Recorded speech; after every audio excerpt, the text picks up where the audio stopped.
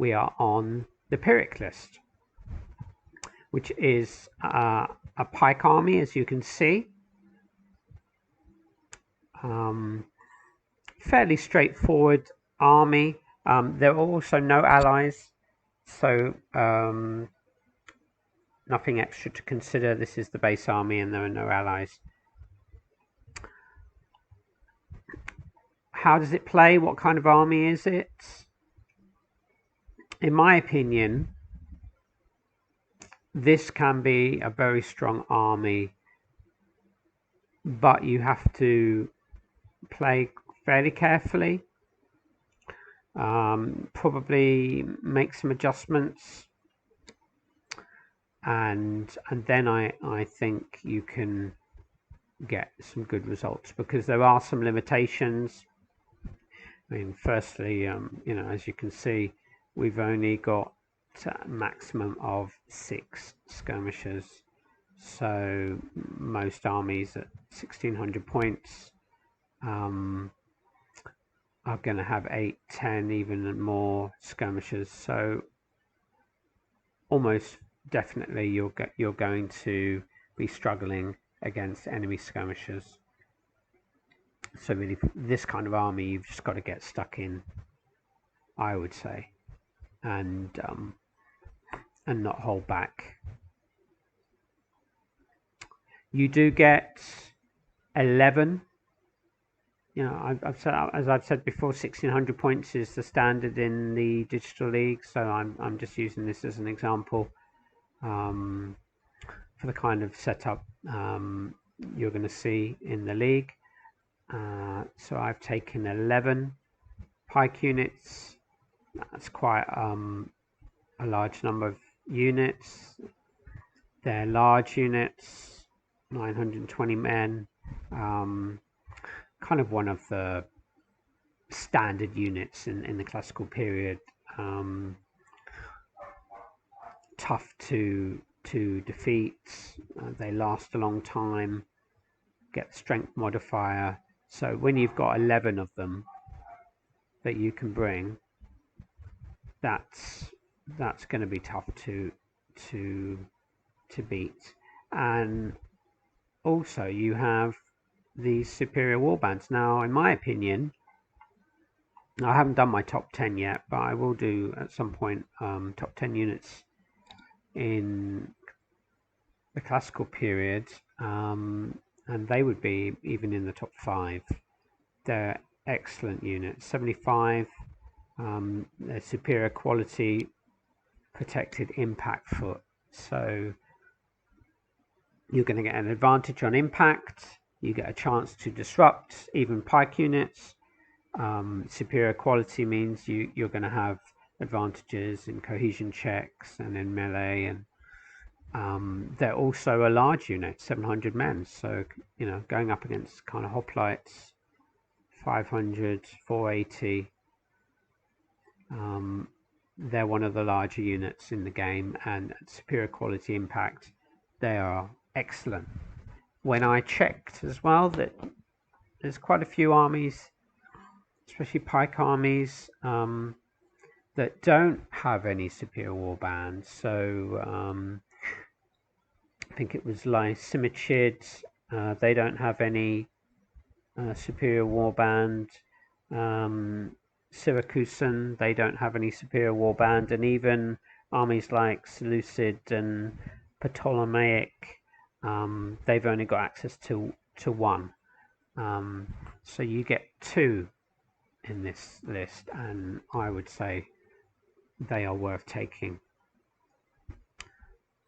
because they're just excellent troops. And I've also, because of superior quality, I've even seen these kind of troops become disrupted and then rally. They tend to rally quite a bit, in my experience. You've also got hoplites. Now, in the past, I've not rated them that much, but to be honest with you, backing up 11 pike units and 2 superior warband, they are very good troops, very good, because they're offensive spearmen. So when you're paying, the citizen hoplites are 42 and the mercenary hoplites are 48, when they're heavy foot offensive spear, they're going to have an advantage against swordsmen with their 100 POA. So even against Romans, I've seen them against, standard hastati as an example. They can really, really do a great job. I don't think I've given them enough love or attention in the past, but when I consider the price, and as in one example, the Carthaginian lists, there's often quite a drop from the veteran spear, like say Hannibal in Italy list that's quite popular, the 216 list. They go down from 6 veteran spear down to imitation legionnaires at 51, and probably the imitation legionnaires get impact, but once the impact phase is passed, then these units are going to have an advantage because they're average quality and they're protected. So they, for the price, they are actually a very good buy. As I've mentioned before, there's no difference in quality and armor between mercenary hoplites and citizen hoplites. You pay the extra 6 points for maneuverability. The mercenary hoplites can turn, whereas these units are unmaneuverable, so they have less maneuverability and turning. So these kind of units are better in the center, and maybe the mercenary hoplites are better on the flanks, where they're able to move and turn easier. But what's probably, in my opinion, one of the key elements of this list are the veteran armored cavalry. I think at 60 they're a great buy. You can field, say, 4 of the veteran armored cav, superior quality and armored, and some of your more standard cavalry, the armored cavalry, and they will do a great job. Romans don't have a lot of cavalry, so if you've got 4 superior quality cav units and 2 of the average ones, they can be a really, really great asset to your army. And I've actually played against this list in the league, and it was difficult to fight all of this cavalry because you've got quite a lot of units.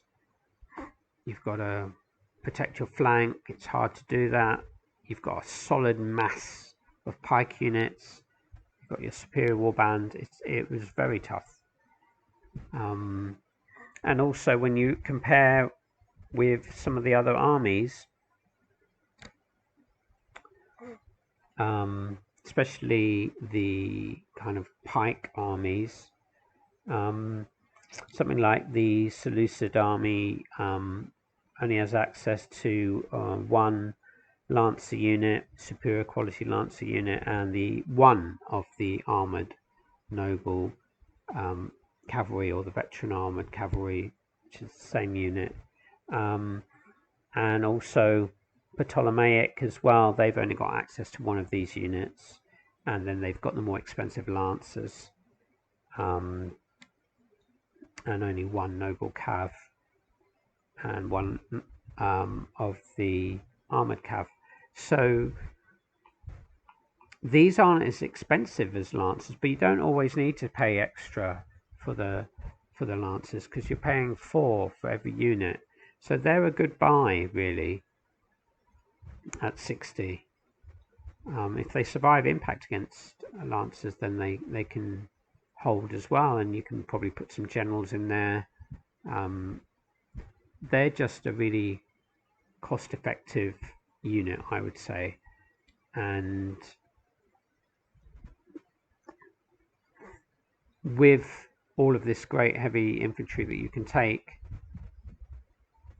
it's going to be hard to play against this list. You don't have a lot of options. If you wanted to, maybe say you're fighting the Thracians or Spanish, more maybe skirmisher based, medium infantry based army, maybe you don't need so many pikes. You could take out a pike unit, maybe add an elephant. If you're fighting swordsmen, especially maybe Romans, elephants might do really well. You can maybe take out archer, and then you can perhaps add another infantry unit. So there's that, because sometimes elephants can be really useful, especially against non-pike, non-spear kind of armies. So you know, there are times when you might want to take out an elephant, and you can do that. You've got that option.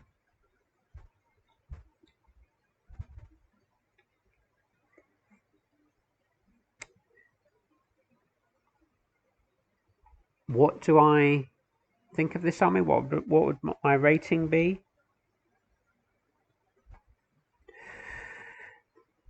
That's difficult. Maybe about a B. Maybe I'd give them a B. I think you've got a lot to work with the cavalry and all the pike units. Yes, you're lacking in skirmishers, that's true. But if you know, you've got quite a lot of cavalry units as well. You've also got access to some javelin horse if you wanted to take out maybe one of the armored cav units. Let's take out this elephant. What have we got left? So we could have 2, and we're on 24. So even though you've got limited choices with this army, the choices that you have are good ones. They've all of the kind of key units in classical period, or many of them, are here. You've got superior warband, you've got a lot of pike units, you've got hoplites, you've got light javelin horse, you've got veteran cavalry, you've got elephants. A lot of the really key units, you have them.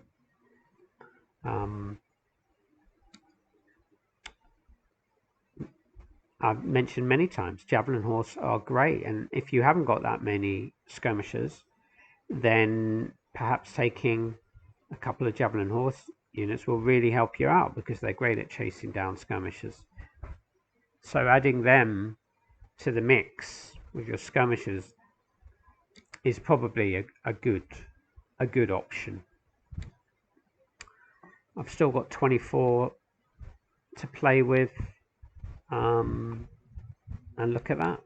I mean, that's perfect. I take out a mercenary hoplite and I add another pike unit. So it seems like this is just a very well, you know, it's almost like someone's designing a great pike army. You've only got, what is it, 2, 4, 6, 8, 10, 13 units, but most of them are the essentials.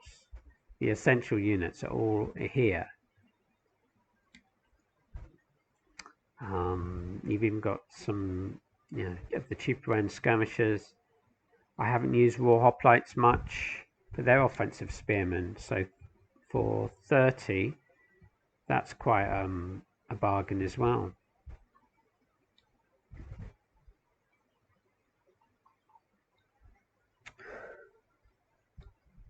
When I also looked at a few of the other kind of armies that are popular in the Digital League, you know, like the Seleucid 166 list, Ptolemaic list, they're 166. What's interesting is after the pikes, so like with the Seleucid army, there's a big drop off. It goes from pikes to Thracians and medium foot spearmen. You don't have any hoplites, and I think you might just have one superior warband, but you're relying on a lot of medium foot. With the Ptolemaic list, you go to the Imitation Legionnaires, and overall probably these hoplites can definitely at least hold their own and maybe even have an advantage, and they've got the price advantage. I mean, these units at 42, you're saving 9 against Imitation Legionnaires. So, you know, I've got 3 of these Citizen Hoplites, and if I'm up against, you know, 3 Imitation Legionnaire units, that's 27 points I'm saving head to head, and you know that 27 points can be spent elsewhere in my army. I can easily hold up the Imitation Legionnaires, and then I can spend 27 points elsewhere. So there are some advantages, and used well, then you can get quite a lot of wins. When I looked in the records for the league, Warg actually he played with this army in my division, Division C, and he won the division. He was 8-1, so he only lost 1 game. And if I remember rightly, I think he said to me that one of the keys was using the cavalry. Like really gave him some advantages. There were a few other players as well, lower down. I think when I checked, Bluefin had used this list, and he wasn't quite as successful. I think he was 3-5. He's got 1 game left, and Herod was 3-1-5. So other players didn't do quite as well, and that's why I say that you probably need to use this quite carefully. You know, you do have there's 5. You've got access to some medium foot, but probably a lot of the time you're going to just go with a heavy foot. But you do have, you know, if there was more rough ground on the map, then I might, well, you know, you've got the option to take, because they're the same price, the offensive spearmen, medium foot. So you do have a few options.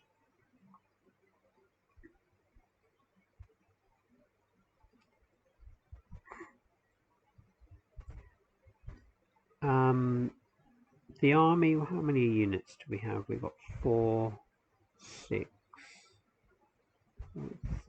8, 10, 12, 13, 14. We've got about 18 units, which is about average. I think a lot of armies will have 1600 points. They're going to have,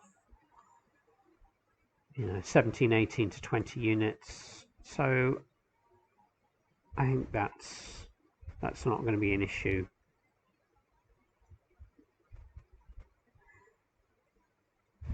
You just got to use your pikes in conjunction with your cavalry, and you know these pike units are going to hold against most units, and then you can bring your cavalry around to do a little bit of damage and get these superior warband going as well.